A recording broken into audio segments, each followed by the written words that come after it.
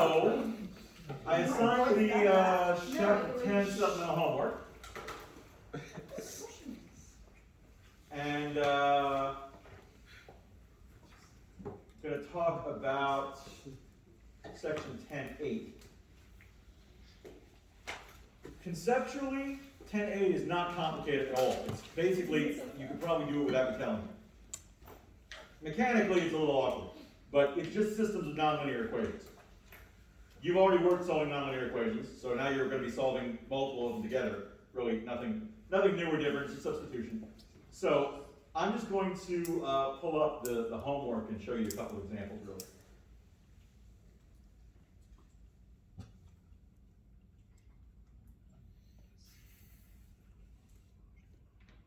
Yeah, there's only 8 problems in this homework assignment.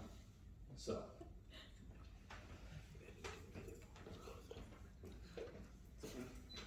It's good, because as no doubt you've noticed, 10.3 and 10.6 are a little lengthy.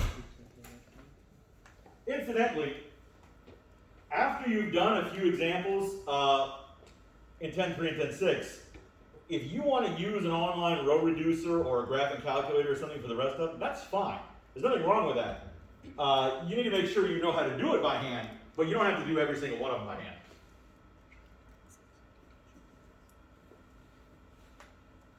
Professor, is there going to be a flashcard for this exam? For this test? Yes, you can use a notebook.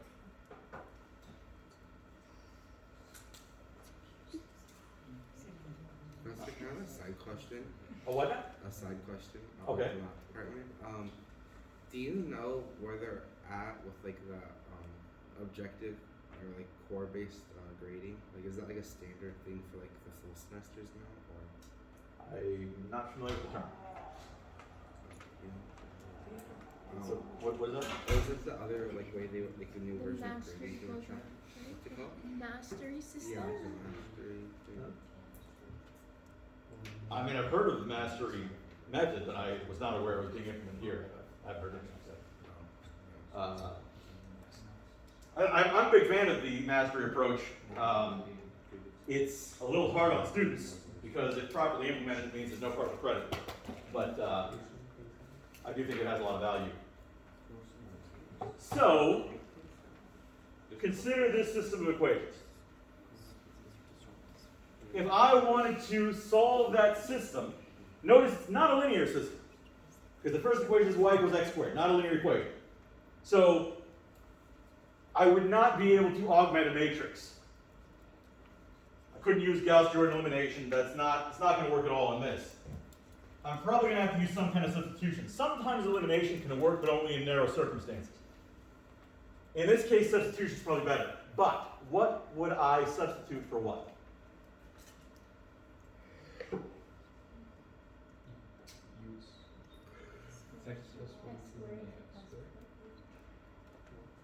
Substitute x squared for y, or y equals x plus 42.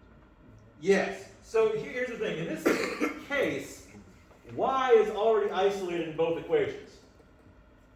In order for a solution to be a solution to the system, it has to solve both equations simultaneously, which means this y has to be this y, and vice versa. But if this y is x squared, and this y is x plus 42, it follows that x squared is x plus 42.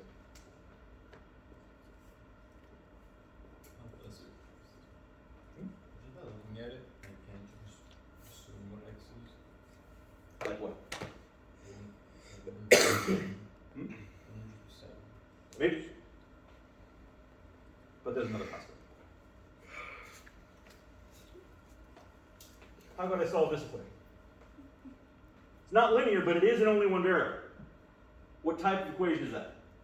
Quadratic. It's quadratic. How do you solve quadratic equations? Subtract x squared and have it equal to 0. Do what? Subtract x squared from both sides and have it equal to 0. Probably go the other direction because I don't like having negative x squared.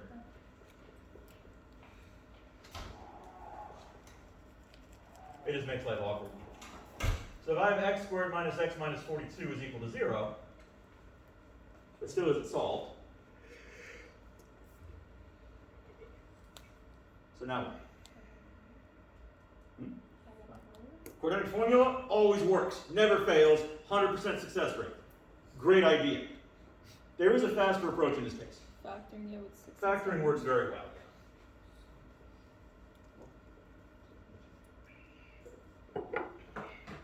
How's that going to work? Plus 6 minus 7. Plus 6 minus 7 should be perfect. So what are my solutions? Negative 6 and 7. Right. So x is either negative 6 or 7. But that wasn't exactly what we were looking for. I'm not looking for x. I'm looking for the solutions to this system. But the solutions to this system need to include y values. So the x values are negative 6 and 7. That's correct. But how can I get the y values now?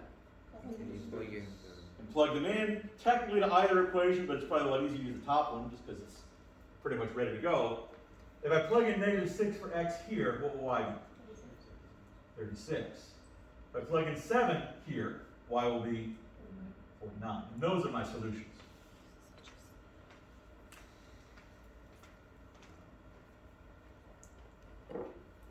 That's the approach that you usually want to take, but it is worth looking at the graph to kind of get a sense of what that really means. So if I go to Desmos and I say y equals x squared, and I say y equals x plus 42, they don't show up on the graph because this graph tops out at y equals 7. My solutions have y equals 36 and 49 respectively. So if I blow up my scale to go up to 50, I should be able to see. Sure enough, here are my solutions. Negative 6, 36, 7, 40.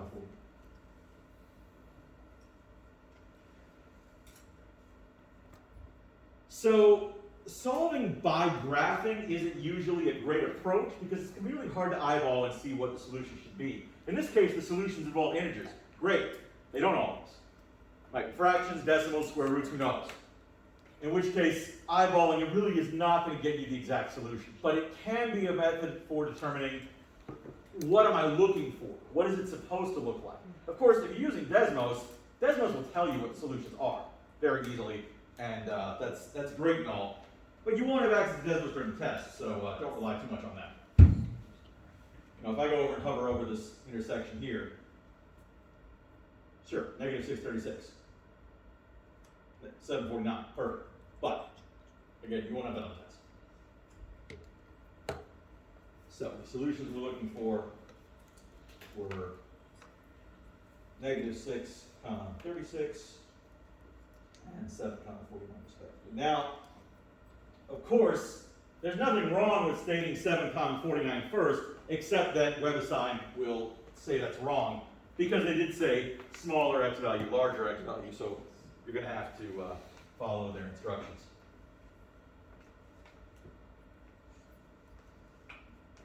So, any questions about that? Like I said, nothing really new here. This is basically stuff you've done before, just slightly repackaged.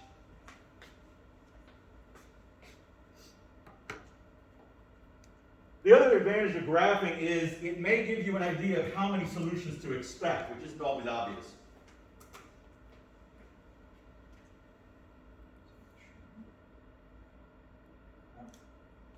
So, for example, looking at number 2, what does the graph of x squared plus y squared equals 81 look like? It's a circle. It's centered at the origin. Looks something like that. Radius is 9. What does the graph of y equals 2x look like? It's a line. It passes through the origin, which tells us everything we need to know about how many solutions there are. If this line passes through the origin, how many solutions should we expect? 2. One here, one here. Of course, that doesn't tell me where they are. So, isn't it? how might I proceed? Look to the equation and then replace x squared plus y squared, we can replace y with 2x. Yeah. Y is by itself here. If one of the variables is already by itself, that's as good as it gets. Because then you can immediately substitute to replace the other equation. So if y is 2x in the second equation, it's also 2x in the first equation. You just got to be careful with the substitution, make sure that you aren't messing anything else up. In this case, for example, don't forget those parentheses. If you don't put the parentheses there, it's wrong. Because of the parentheses, when I simplify, this is x squared plus 4x squared equals 81, or 5x squared equals 81.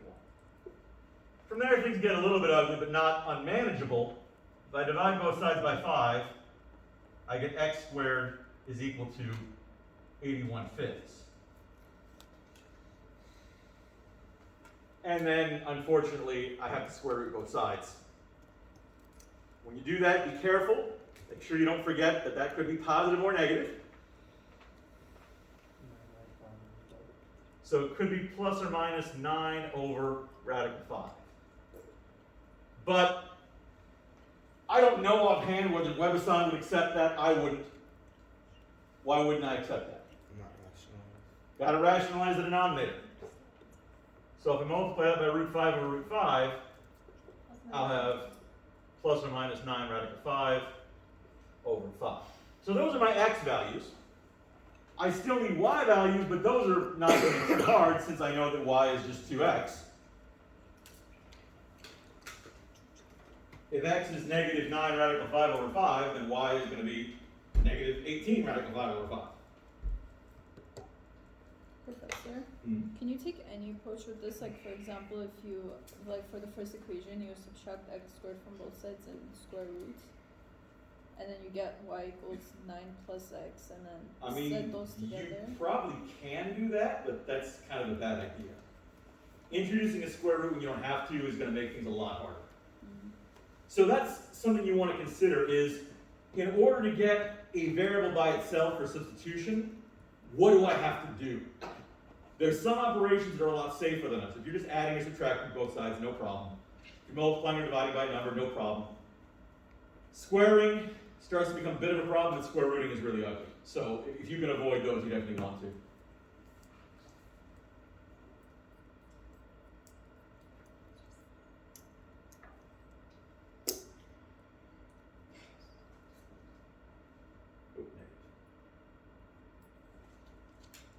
Gotta be paying attention. You can make mistakes.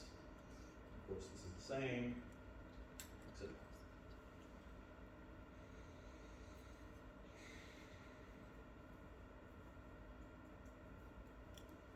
question one? So when we're dealing with circles, is it likely that the solutions are going to look like this most of the time, since there's this square? If they're centered at the origin, that's typically going to happen because you have that origin symmetry.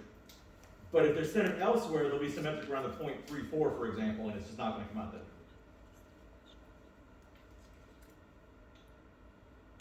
Okay, any questions about this one?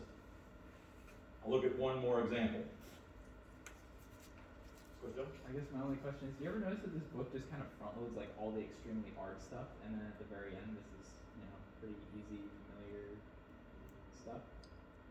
Well, I don't think that there was a plan to do that. Partly, we're actually skipping a couple of sections that would make this far more difficult. Also, chapter 7 was kind of an outlier because it was really difficult, but not mechanically. So the stuff since then, the difficulty has mostly been mechanical, especially since chapter 9 and chapter 10 in particular. The theory underlying chapter 10 is not complicated at all. Very simple, straightforward stuff. It's just the problems take forever. So then we have time limitations where, yeah, for the sake of rigor and discipline, it'd be great to be able to assign you an 8-hour test. But I can't do that, so I'm going to stick to the comparatively simple examples. Question? What was chapter 7 about? 7 was where you had the trig identities. Of course, I'll have those in the final exam because they're absolutely vital. So if we look at number 4, they even recommend here to use the elimination method. Now, it's not necessary. I could set this up for substitution fairly easily. Remember, when you're setting up for substitution, you don't necessarily have to get a variable completely by itself. If I solve this top equation for y squared, I can still substitute that and replace the y squared down here. That'll still work out very well. And I won't have to square root both sides, which is a big thing you definitely want to avoid if at all possible. So I'm going to show you a couple of approaches to this. First off, the elimination method that they recommend is fine. But even before I get into that, does anybody recognize what this graph looks like? Hmm? It is not an ellipse. This is an ellipse. This is a hyperbola.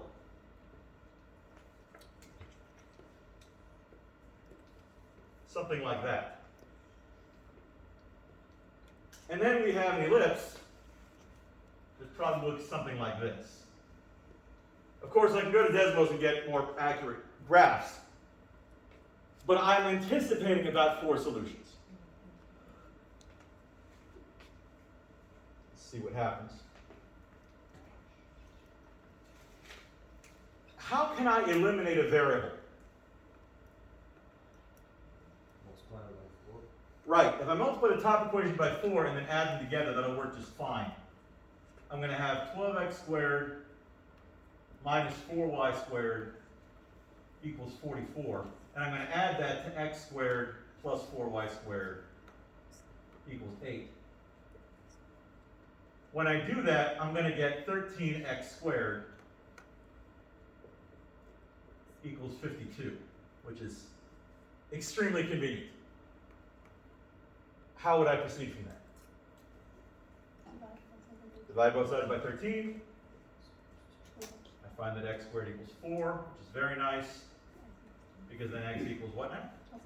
Plus or minus 2. So, it says to order your answers from smallest to largest x, then from smallest to largest y, which is kind of confusing. Certainly on the test, I don't care what order you put them in. But when they say smallest to largest x, the smallest x is -2. So we're going to do those first. And then the larger x is +2. We'll do those last. Within each grouping, I'm going to state the smaller y value first. Of course, I've got to find the y values. How could I go about doing that? Plugging in the x values into either equation should work. It doesn't really matter which one you use. My inclination is going to be the top one because y squared doesn't have a coefficient there, but it really shouldn't matter much. The other thing is, since x is strictly squared here, I don't have to do plus and minus separately. It won't matter. Because if I plug in a plus or a -2, when I square it, I'm going to get a 4 anyway. So I can actually just say 3 times plus or minus 2 squared minus y squared is equal to 11. Now, if there had been a single x somewhere in the problem, that wouldn't work because that would treat the plus and minus separately. But in this case, it doesn't matter because, like I say, it becomes 4 anyway. So I'm going to have 12 minus y squared is equal to 11. Now what? Subtract 12 from both sides. Right. I get -y squared equals -1. Don't worry about that. That doesn't mean we're going into the complex realm. When I divide by -1, it fixes it. Y squared equals 1, so y equals plus or minus 1. So, I'm going to do -1, 1, -1, 1.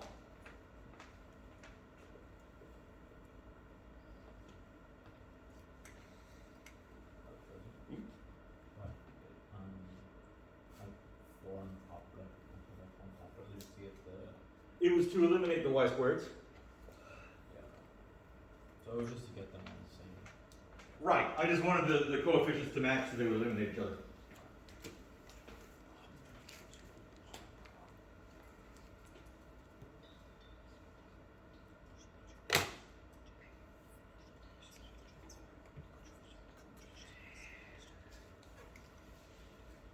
So that should work.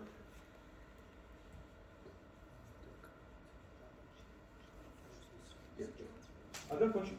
Does this also work if we multiply the bottom ones with negative 3 and then subtract it to find the answers. Yep. Yeah, when you're eliminating, it doesn't matter what direction you eliminate, it doesn't matter which variable you eliminate, as long as you can eliminate, you should get the same result in the end. Alright, so what if I wanted to use substitution? Well, if I take the top equation, 3x squared minus y squared equals 11. If I add y squared to both sides, I'll get 3x squared equals 11 plus y squared. And if I subtract 11 from both sides, I'll get 3x squared minus 11 is equal to y squared. I can then substitute that into the second equation to replace y squared. I'd have x squared plus 4 times 3x squared minus 11 equals 8. Now, from there I'm duplicating it and I'm just going to get the same results over and over again, but you can see how there isn't a strict you have to substitute here or you have to eliminate here. Sometimes the options are not good. Sometimes you can almost always use substitution. Elimination may not always be feasible because if the powers don't match up, elimination is not a good idea. But you can almost always substitute if it's solvable at all. If you just prefer to do that, that should be fine. Any questions about this? We have 4 answers because of the graph, right? Yes. Because you said it's an ellipse? The second equation is an ellipse. The first equation is a hyperbola. Let me show you the graphs of those.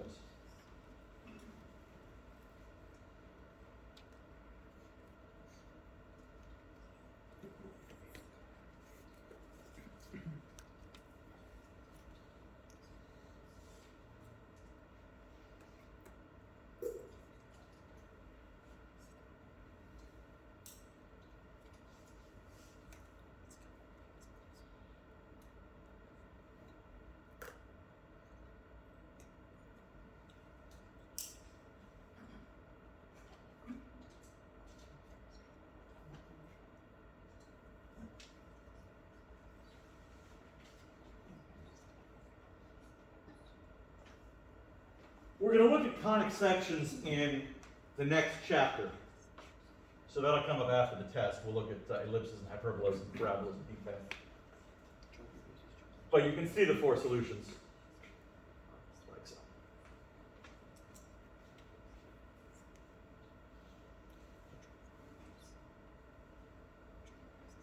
All right. Any questions about the previous example? No. Have a quick look at them and see if there's another one I want to show you.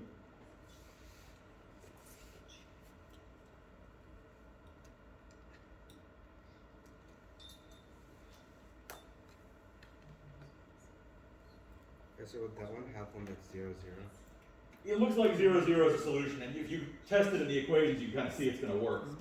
Because if you plug in zeros here, here, here, here, here, you suddenly get 0 equals 0, so that definitely works. And you can see it on the graph, and it looks like there's a solution there. There are 2 other solutions, here and here. Scroll down so you can see the equation. What would be a good approach to solving this system? So you look at the bottom equation, you could add y to both sides. We could. Probably not a good idea. Because there's no x squared I can substitute it into. Subtract x squared from both sides and substitute for y. I could substitute for y. By subtracting x squared from both sides, y is equal to negative x squared, I could plug that in here. That would work. That seems simple. Another option would just be to add 2 equations. The y's will drop out right away. Neither of those is going to be faster than the other. I'm still going to have to factor and solve a cubic equation. So, if I add them together, I'm going to get x cubed plus x squared minus 12x equals 0.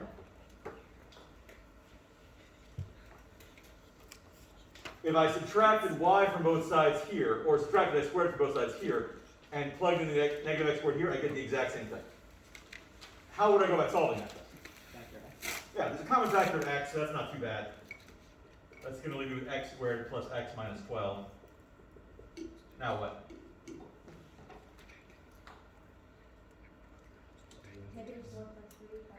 I could use a quadratic formula, or I can factor it further.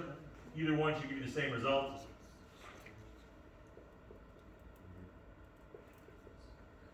So I have the x equals 0, which will in fact produce this solution here, but I also am going to have x equals -4 and x equals 3. Those will produce the other two solutions.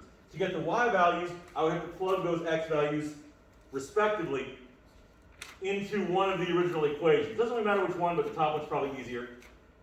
If I say x is -4 and I plug that in here, I can solve this for y. If I say x is 3 and plug that in here, I can solve that for y. That shouldn't be too bad. So, all of your past experience solving equations is going to be relevant in this section. But first, you'll need to come up with a way to have an equation with only one variable. That's what's necessary to start off. Usually substitution is going to be a good option. Sometimes elimination will be a good option. If elimination is viable, it's often going to be faster. But sometimes elimination is not going to be possible. Like if this had been y squared, forget it.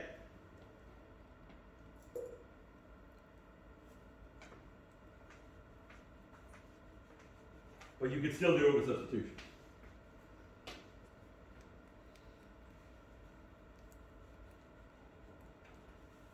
What would be a good approach to this one? Dividing. Subtracting or adding y to both sides to do. Solving x? Yes, all the time. Yeah. Substitution is really your only option here. There's no way to eliminate a variable usefully. So, solving for x or y in one of the equations and plugging into the other equation is the way you're going to want to go. How about here?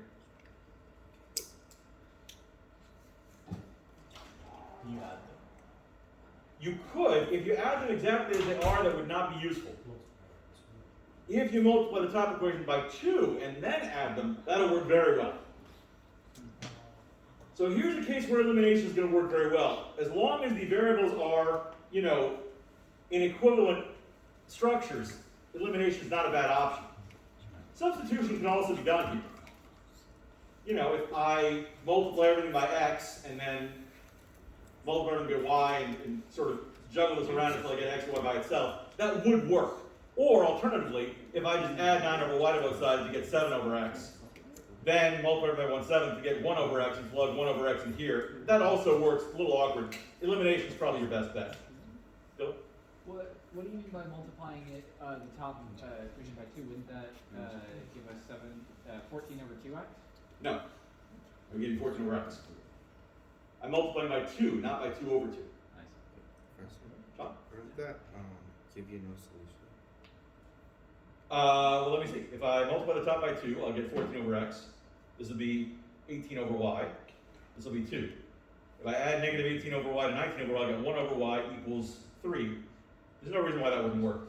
There should be a solution. I thought it was the 18 on the Oh, bottom. no. Got to be careful. When you're multiplying by fractions, make sure you know what you're multiplying the numerator and the denominator by. As long as you multiply both sides of the equation, you can multiply by whatever you want. So I don't have to multiply by 2 over 2. I can multiply by 2 over 1. It's fine. 2 over 2 wouldn't help, but 1 over 1 works. 2 over 1 works great. I have a question. If you multiply one fraction by 2, do you also have to do that to the same? Do you have to do it to the 9 over y too? Yes. So I multiply this by 2 over 1. I also have to multiply this by 2 over 1. And this by 2 over 1. That always makes it Yes, you want to be careful and deliberate. It's easy to forget to apply an operation to one extraneous term and mess everything up. So you do want to be a little cautious and not work too fast. What about this one? They recommend a graphic calculator, but it's not really required. What would be another option? Subtract. Or make negative at the top. There's a couple of good options here. You can use elimination, multiply the top by -1. That one actually works really well, because if you get negative x squared minus y squared equals negative 13, and you add that down here, the x squareds and y squareds will all wipe each other out. And you know that with negative 2x equals negative 2. No problem. Super easy. But another option would be substitution. Subtracting the y squared from. Yeah, if I subtract y squared from both sides here, I'll get an expression for x squared that I can replace down there. I'd have an equation in y. Well, no, I'd have to go the other way around because there's an x term here. I'd have to get y squared by itself, not x squared. Substituting for x squared wouldn't help me because then I'd have y squared and x in the same equation, which wouldn't be an improvement. But if I replace the y squared with something involving x squared, then I only have x's. Yeah, so subtracting y squared from the original one means x squared is positive. And that's it. That's all I assigned for this section. So this really shouldn't take you too long. All right. Any questions about that?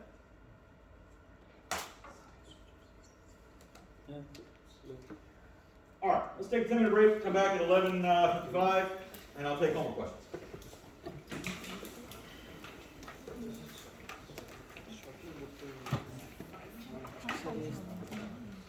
Hi, Jay.